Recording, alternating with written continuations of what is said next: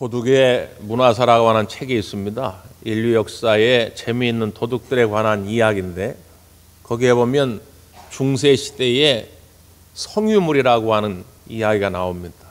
성유물, 성자의 유품이나 유물, 유골들을 말합니다. 중세 시대에 어떤 생각들이 있었냐면 그 성자의 유품이라든가 성자의 유골을 내 몸에 지니거나 혹은 교회에 가져다 놓으면 하나님의 큰 능력이 임할 거라고 하는 그런 잘못된 생각을 가지고 있었어요. 그러니까 실제로 어떤 유명한 성자의 유골이 우리 대광교에 있다 그러면 전국에서 사람들이 몰려듭니다. 그러니까 교회가 그거 하나로 놀랄 만한 부흥을 경험하게 되죠. 그러니까 그 유명한 성자의 유품이나 유골이 탐나는 거예요. 그래서 이 성유물을 전문적으로 훔치는 도둑들이 있었습니다. 그래가지고 남의 교회에 있는 성유물을 훔쳐다가 우리 교회에 갖다 놓는 거예요. 이게 참 얼마나 어이없는 일입니까? 그런데 그 유물을 만지거나 그 유물에다가 기도하면 뭔가 큰 능력이 나에게 임할 거라고 하는 착각들이 있었다는 거예요. 우리 젊은 분들한테 제가 부탁하는데 혹시 제가 죽더라도 제 이빨 빼가지 마십시오. 예? 아니 그 이빨이 그 뼈다귀가 무슨 능력이 있냐 그 말이에요. 그게 무슨 의미가 있습니까? 근데 중세 시대에는 그렇게 하나님을 우상으로 기독교를 우상 종교로 만들어 버렸어요. 여러분 우리 기독교는 그런 우상 종교가 아닙니다. 우리 기독교는요 한마디로 그냥 만남이에요. 만남. 하나님과의 인격적인 교제를 갖는 것입니다. 오늘 이 시간도 하나님과의 만남이 있기를 간절히 바랍니다. 하나님의 눈을 마주치고 귀를 쫑긋 세워 하나님의 음성을 듣고 하나님께 나의 뜻과 소원을 아뢰고 하나님의 손에 내 손을 포개고 하나님을 포옹하고 하나님과의 인격적인 만남을 갖는 그런 종교가 기독교고 그 시간이 이 예배예요. 그러니까 서로 사랑하는 사람이 만나게 되면요 그 이전과 많은 것이 달라집니다. 생각도 달라지고요 언행이 달라지죠. 먹는 것도 달라져요. 연애를 하다 보니까 나는 별로 평소에 좋아하지 않았는데 상대방이 좋아하면 같이 먹게 돼요. 나는 별로 좋아하지 않던 음악 장르인데 상대방이 좋아한다면 같이 듣게 됩니다. 그러니까 하나님을 만나면 하나님을 기쁘시게 하기 위해서 우리의 생각과 우리의 말과 우리 행동이 달라지는 것이죠. 이 사순절기에 어떻게 하면 우리가 예수님을 따라가는 삶을 살아갈 수 있을까? 그래서 야고보서의 말씀을 가지고 우리가 생각해 보고 있습니다. 지난주에 말씀드렸죠. 먼저는 하나님 말씀을 잘 들어야 한다. 그리고 들은 대로 실천해야 한다. 이런 말씀을 드렸습니다. 그러면서 설교 말미에 어떻게 하는 것이 구체적인 실천인가? 크게 두 가지를 말씀드렸는데 하나는 입에 재갈을 물려라. 또 하나는 고아와 과부와 같은 사회적으로 소외된 이웃을 잘 돌보라는 것입니다. 예수님을 따라간다고 하는 것은 하나님 말씀에 순종한다고 하는 것은 뜬구름 잡는 얘기가 아니다. 구체적인 어떤 변화를 어떤 실천을 하나님은 우리에게 요구하시는데 그 대표적인 것이 우리의 언어가 달라져야 하고 그 다음에 우리의 마음 씀씀이가 달라져야 한다고 하는 것입니다. 오늘 본문의 말씀은 그 첫 번째 우리의 언어에 관한 우리의 말에 관한 구체적인 지침을 우리 하나님 우리에게 주고 계신 것이죠. 자, 어떻게 말씀하고 있는가 본문을 한번 먼저 보실까요? 1절인데요. 1절 시작. 내 형제들아 너희는 선생된 우리가 더 큰 심판을 받을 줄 알고 선생이 많이 되지 말라. 이 말씀을 보시고 오해하시면 안 됩니다. 임용고시를 열심히 준비하던 젊은이가 여기 보니까 선생 되지 말라고 그랬으니까 난 선생 때려쳐야 되겠네? 이렇게 생각하시면 안 돼요. 내가 교회 학교 선생님 돼야 되겠다고 결단했다가 이 말씀 보고 야 선생 되면 큰일 나겠네 이렇게 생각하시면 안 됩니다. 지금 우리 교회에 교회 학교 선생님이 꼭 필요해요. 요즘 갑자기 영유아부가 부흥이 일어나가지고 말이죠. 영유아부 유치부를 지금 만들려고 그럽니다. 예? 여기 보니까 지금 선생님 하셔야 할 분들이 꽤 있어요. 고개 숙이지 마시고 지금 그 몇 분 좀 이렇게 신청을 해주세요. 그래서 제가 유치부 영유아부를 좀 만들려고 그러는데 교회학교 선생님 하려고 했다가 이 말씀 보고 하지 말아야지 그런 얘기가 아니에요.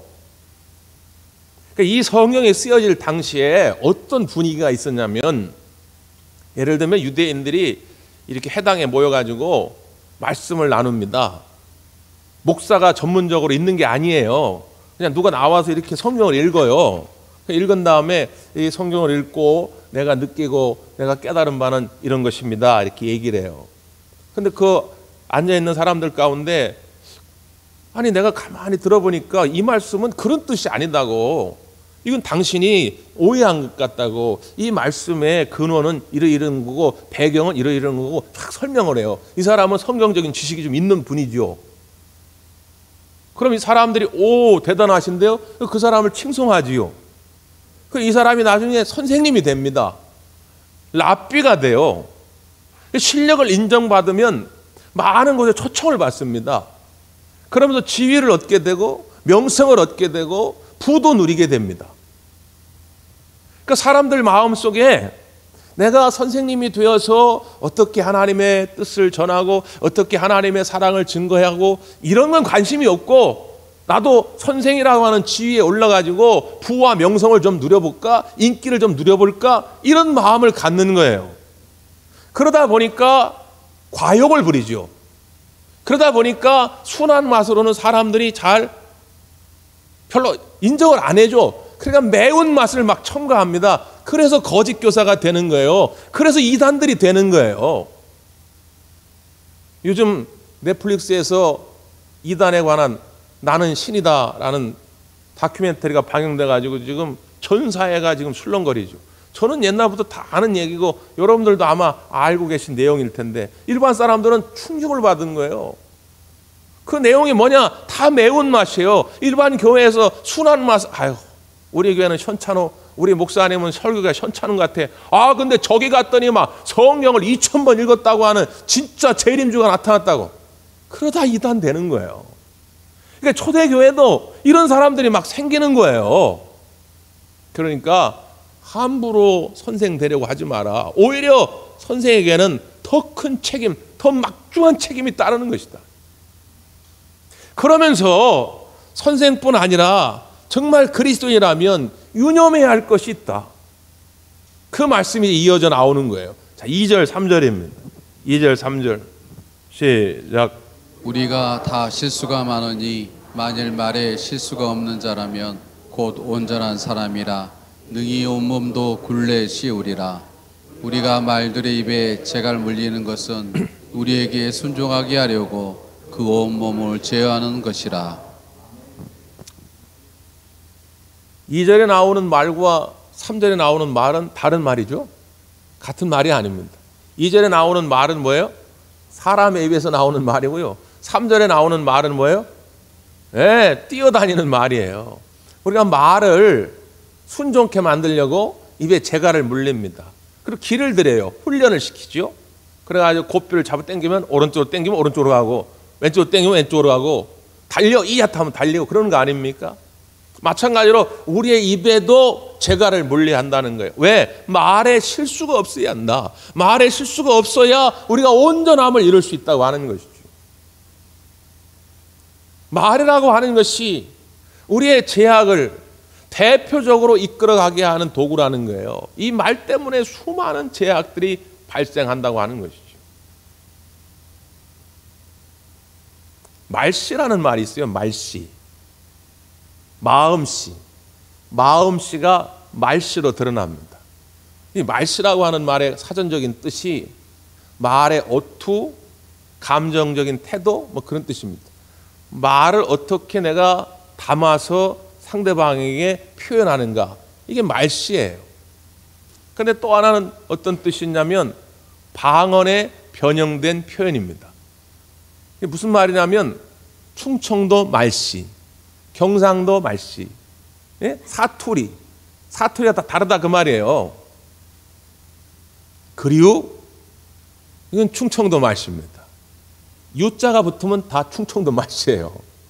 깨가 붙으면요 전라도 말씨. 이거 아시잖아요. 그랬다 깨, 이 전라도 말씨. 그랬다 카이, 그러면 경상도 말씨. 우리가 딱 알잖아요. 이 말씨라는 게 있어요. 여러분, 우리도 세상 나라의 백성이 아니고 그리스도인의 말씨를 가질 필요가 있다고 말해요. 물론 이게 쉽지 않습니다. 계속 충돌합니다. 갈등합니다. 세상 나라의 말씨를 가졌다가 하나님 나라의 그리스도인의 말씨를 가졌다가 사실 혼란스러울 때가 많아요. 그래서 이 사순절기에 다시 한번 우리가 결단해야 한다고 하는 것이죠. 둘 중에 하나입니다. 자, 이것을 성경은 이렇게 표현을 했어요. 9절 한번 보실까요? 9절 10절 시작. 이것으로 우리가 주 아버지를 찬송하고 또 이것으로 하나님의 형상대로 지음을 받는 사람을 저주하나니 한 입에서 찬송과 저주가 나오는도다. 내 형제들아, 이것이 마땅하지 아니하리라. 여기 보세요. 하나님을 찬송하는 입, 하나님을 찬송하는 말은 그리스도인의 말씨예요. 하나님 감사합니다. 하나님 함께 하시니 너무너무 고맙습니다. 주님이 저와 동행하시니 저는 너무 행복합니다. 그리스도인의 말씨. 근데 세상 나라의 말씨가 있다고 말해요. 그게 뭐예요? 하나님의 형상으로 지음받은 내 형제와 이웃을 저주하는 말씨. 이게 세상 나라 말씨예요. 이게 마귀가 좋아하는 말씨다 그 말이에요. 샘이 하나인데 어떻게 한 구멍에서 단물과 쓴물이 나올 수 있겠느냐. 하나만 나와야 한다는 거예요. 하나만. 간곡하게 부탁하고 권고합니다. 여러분의 입술에서 하나님을 찬송하는 그리스도인의 말씀만 넘쳐나기를 간절히 바랍니다. 쉽지 않죠. 내 마음에 기분이, 감정이 생겨났을 때 그 기분대로 감정대로 내어 쏟기 시작하면 그리스도인의 말씀은 저리 가라요. 그런 건 신경도 안 씁니다. 그래서 늘 우리가 자기를 쳐 복종케 하는 그런 시간들이 있어야 돼요. 그래서 방법은 한 가지입니다. 늘 성령의 인도하심을 따르는 거예요. 오순절날 마가의 다락방에 성령 임재의 사건이 벌어집니다. 하나님께서 성령 임재, 성령 충만의 사건이 어떤 의미임을 보여주려고 상징적으로 우리의 감각의 변화를 일으켜요. 첫째는 시각의 변화입니다. 불의 혀처럼 갈라지는 성령 임재의 모습이 보였다는 거예요. 성령 받기 전에는 아무리 보려고 해도 안 보였는데 그게 보이기 시작하는 거예요. 성령이 충만해지면 하나님의 세계가 보일 줄 믿습니다. 이전에 안 보이던 세계가 보이기 시작하는 거예요. 그 다음에는 청각의 변화입니다. 급하고 강한 바람 같은 소리가 들려지는 거예요. 성령 임하기 전에는 그게 안 들린 거예요. 근데 이제는 성령이 충만 임하니까 하나님의 음성이 들려지는 거예요. 아유 목사님, 옛날엔 몰랐는데 요 근래 그 말씀이 그런 뜻인 줄 이제 새삼 깨닫는다고. 왜 그랬느냐? 옛날엔 그냥 인간의 귀로 들은 거예요. 그러니까 아무리 들어도 그게 무슨 말인지 몰라요. 근데 성령께서 내 마음을 충만케 인도하실 때 그런 뜻이었구나. 하나님이 나를 향하신 그 사랑의 음성이었구나. 이게 깨달아지는 거예요. 그리고 또 하나 뭐예요? 입의 변화예요. 말의 변화입니다. 방언의 은사가 임한 것이죠. 이제는 성령 받았으니 세상 나라의 말씀을 가지고는 너희들이 복음을 전할 수가 없다. 하나님 나라의 말씀을 가지고 그리스도인의 말씀을 가지고 세상을 향해 나아가야 한다는 것이죠. 그 그리스도인의 말씀을 가지고 전해야 사람들이 감동을 받는 거지. 예수는 믿었다고 하는데 성령은 받았다고 하는데 이전과 달라지지 않은 그 언어 가지고는 사람들이 마음의 문을 열지 않아요. 이사야 6장에 보면 하나님이 이사야를 부르는 장면이 있습니다. 하나님의 천사들이 하나님을 찬양합니다. 그걸 보고 깜짝 놀라가지고 이사야가 이렇게 고백을 하지요. 이사야 6장 5절인데요. 화로다 나여 망하게 되었도다. 나는 입술이 부정한 사람이요 나는 입술이 부정한 백성 중에 거주하면서 만군의 여호와이신 왕을 배웠음이로다 하였더라. 여러 가지가 많은데 나는 입술이 부정한 자로다. 네? 눈도 있고 코도 있고 귀도 있고 손도 있고 발도 있고 다 많은데 다른 데가 부정하다고 말하지 않고 나는 입술이 부정한 자로다. 왜 그랬을까요? 첫째는 그 앞에 장면에 천사들이 하나님을 찬양하는 모습을 보면서 저렇게 천사들은 하나님을 항상 찬송하는데 자기를 돌아보니까 이 입술로 찬송만 한 게 아니거든요. 원망도 하고 불평도 하고 짜증도 하고 저주도 퍼붓고, 그러니까 이 입술의 죄악상을 자기가 알고 있는 것이죠. 또 하나는 뭐냐면 유대인들이 이런 사고를 늘 했던 거예요. 우리의 죄의 대표성이 어디 있느냐? 입술에 있다고 본 겁니다. 실제로 이 입술로 짓는 죄가 거의 죄악의 8, 90%예요. 그러니까 나는 이 입술 때문에 망하게 되었다고 하는 것이죠. 그러니까 천사가 부젓가락으로 제단에 그 숯이 있는데 제단불에 있는 숯을 가져다가 이사야 입에 대면서 이제는 이 숯불이 내 입에 닿았으니 내 악이 제하여졌도다. 내 죄가 사해졌도다 선언합니다. 그러니까 이 제단의 숯불이 신약시대로 말하면 성령의 불이 우리 가운데 임할 때 이제 우리의 입술이 거룩해지는 것이죠. 그래서 어떤 변화가 일어납니까? 그 사건 바로 이후에 하늘의 음성이 갑자기 들려지는데 하나님이 독백으로 이렇게 말씀하는 거예요. 내가 누구를 보낼꼬? 내가 누구를 보낼꼬? 그때 이사야 선지자가 고백합니다. 주여 내가 여기 있나이다. 나를 보내소서. 이게 그리스도인의 말씨예요.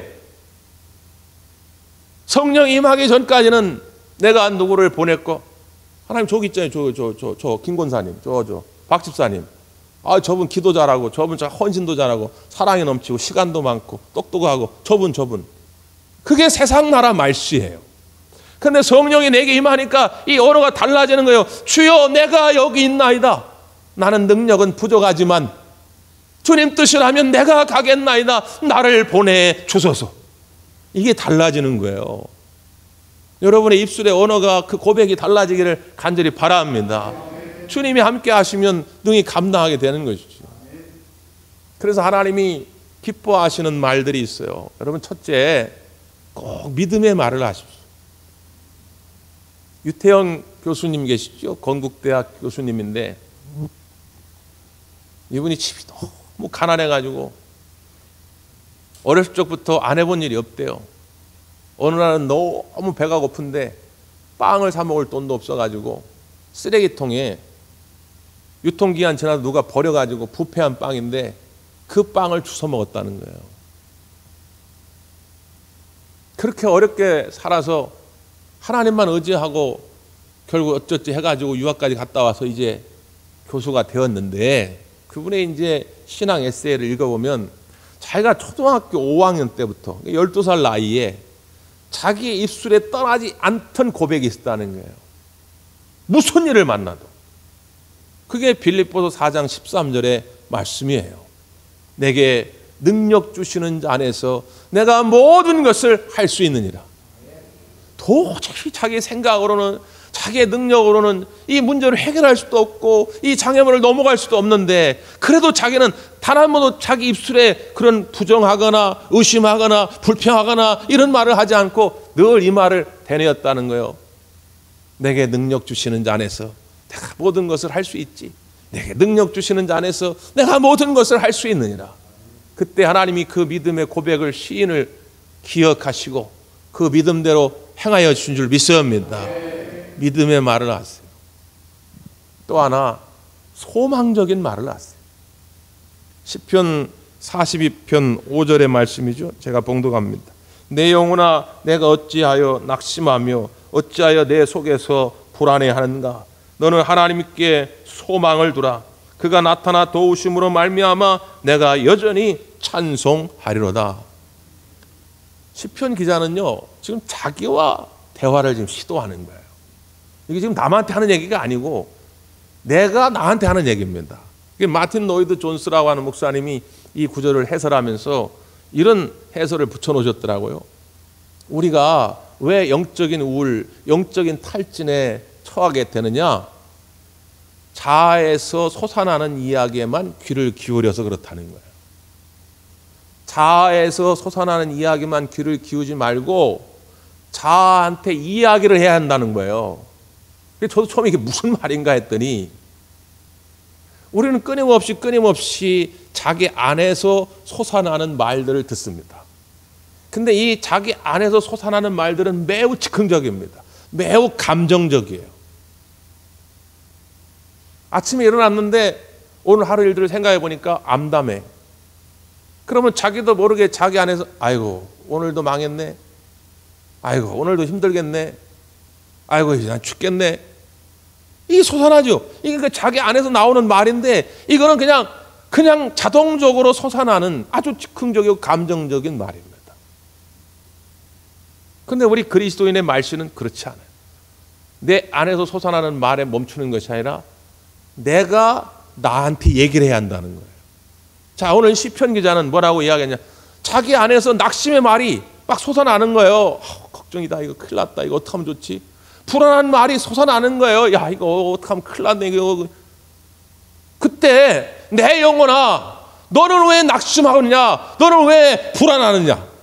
자기가 자기한테 하는 얘기예요. 너는 하나님께 소망을 두라. 자기가 자기한테 말할 때에 기초가 되는, 기반이 되는 건 뭐예요? 이 하나님의 말씀이에요. 하나님이 너를 도우실 거니 너는 하나님께 소망을 두라. 나는 도우실 그 하나님을 믿음으로 오직 하나님만을 찬송할 것이라. 이 하나님의 말씀에 기초한 이야기를 자기가 자기한테 해야 한다 그 말이에요. 이게 셀프 토크입니다. 자기와의 대화. 여러분 아닌 것 같아도요, 우리가 하루 살아가는 동안에 남하고 한 대화의 양만큼 못지않게 자기와의 대화를 계속합니다. 우리는 자기 스스로 얼마나 많은 말을 합니까? 아이 제기랄, 아이 또 틀렸네, 아이 배기 싫어, 아이 열받네, 아이 환장하겠네. 아니 듣는 사람이 아무도 없어요. 아무도 없는데 자기 혼자 그냥 떠드는 거예요. 그럼 누구만 들어요? 자기만 들어요. 아니 왜 자기만 듣는 이야기를, 왜 그렇게 저주스러운 이야기를, 왜 절망으로 이끄는 그런 이야기를 합니까? 기왕이면 자기 자신을 아끼고 사랑하는 마음으로 자기에게 소망적인 이야기를 하시기를 바랍니다. 너는 왜 낙심하냐? 너 왜 불안해? 너 하나님만 바라보고 하나님께 소망을 두라. 하나님은 너를 도우실 것이다. 하나님이 너를 사랑할 것이다. 소망적인 말을 늘 하시라 그 말이에요. 그리고 마지막 사랑의 말을 하시고요. 사랑의 말. 내가 천사의 말을 하고 방언을 할지라도 사랑이 없으면 울리는 꽹과리와 같다. 고린도서 13장 1절은 말씀하지 않습니까? 아무리 신령한 말을 한다고 하고 아무리 유식한 말을 한다고 할지라도 사랑이 없으면 그건 울리는 꽹과리 같은 거예요. 30년 결혼 생활한 부부가 있는데 이 아내의 소원은 뭐냐? 남편이 자기한테 제발 사랑한다는 말을 한번 해줬으면 좋겠다는 거예요. 그래서 남편한테 물어봤어요. 아니, 왜 한 번도 그렇게 사랑한다는 말을 해주지 않냐고. 아니 30년 전에 하지 않았냐고. 아니 30년 전에 언제 했냐? 아니 주례 선생님이 너 평생 동안 신부만 사랑하겠느냐? 가난하나 부하나 병들거나 건강하나 사랑하겠냐? 예, 사랑합니다. 했으면 됐지 뭘 또 하냐고. 여러분 그러나 여자의 마음은 그렇지가 않아요. 여자만 그렇습니까? 여자만 그렇습니까? 목사의 마음도 그렇지가 않아요. 목사만 그렇습니까? 우리 장로님의 마음도 그렇지가 않아요. 우리 셀리더들의 마음도 그렇지가 않아요. 장로님 사랑합니다. 권사님 사랑합니다. 아유 집사님 사랑합니다. 우리 때문에 이렇게 수고해 주니까 아유 늘 고맙고 감사하고 어떻게 몸둘 바를 모르겠네. 이 사랑의 표현 한마디에 그동안의 모든 피곤함이 싹 풀리는 거예요. 어떤 유대인 할머니가 계셨는데 이분은 평소에 그냥 자상해. 모든 사람한테 사랑의 말, 늘 위로하는 말, 늘 축복하는 말. 그러니까 주변 사람들이 궁금해가지고 아이고 할머니도 어떨 때는 배기 싫은 인간도 있을 거고 짜증날 때도 있을 텐데 어떻게 이렇게 할머니는 그렇게 자상한 말, 사랑의 말만 하냐고. 그러니까 이분이 어떤 이야기를 들려주냐면 자기가 유태인인데 부모님과 함께 온 가족이 수용소에 잡혀갔다는 거예요. 자기가 한 9살, 10살쯤 됐을 때고 남동생이 한 7살쯤 됐을 때라는 거죠. 근데 이 남동생이 7살이니까 얼마나 이제 막 방방 뛰어다닐 때입니까? 철딱서니가 없어요. 그래서 그 수용소 안에서 어렵게 구한 인형이 하나 있었는데 인형을 가지고 확 뛰어다니고 놀다가 떨어뜨린 겁니다. 그래서 인형이 더러워진 거예요. 망가진 것입니다. 그러니까 이 누나가 얼마나 화가 나는지 확 짜증을 내면서 야 이 바보 같은 놈아, 야 이 멍텅구리야, 야 이 철딱서니 없는 놈아, 온갖 악담을 퍼붓은 거예요. 근데 그러고 나서 얼마 지나지 않아서 이 남동생이 가스실로 끌려가 죽음을 당하게 됩니다. 남동생과 한 마지막 대화가 온갖 악담이었어요. 이 바보 같은 놈아. 이게 평생 이 사람을 괴롭힌 것입니다. 내가 그럴 줄 알았다면, 내 동생과 헤어지는 마지막 순간인 줄 알았다면 좀 더 따뜻한 말을 해줄 걸, 좀 더 사랑의 말을 해줄 걸. 자기는 그래서 그 이후로 어떤 사람을 만날지라도 지금 이 순간이 이 사람과 마지막이라는 생각을 가지고 이야기를 한다는 거예요. 이 사람과 마지막이라고 한다면 조금 서운한 말은 참을 수 있죠. 마지막인데요. 마지막 가는데 그렇게 못된 말을 해야 되겠습니까? 여러분, 우리 모두는 다 그런 마음으로 서로에게 사랑의 말을 해 주셔야 됩니다. 오늘 이 사랑의 말을 기다리는 많은 사람들이 있어요. 제발 그 말 한마디만 있으면 내가 일어날 수 있을 텐데, 살아날 수 있을 텐데. 우리 사랑하는 이웃들에게, 우리 믿음의 식구들에게 사랑의 말이 넘쳐나기를 간절히 바랍니다. 기도하겠습니다.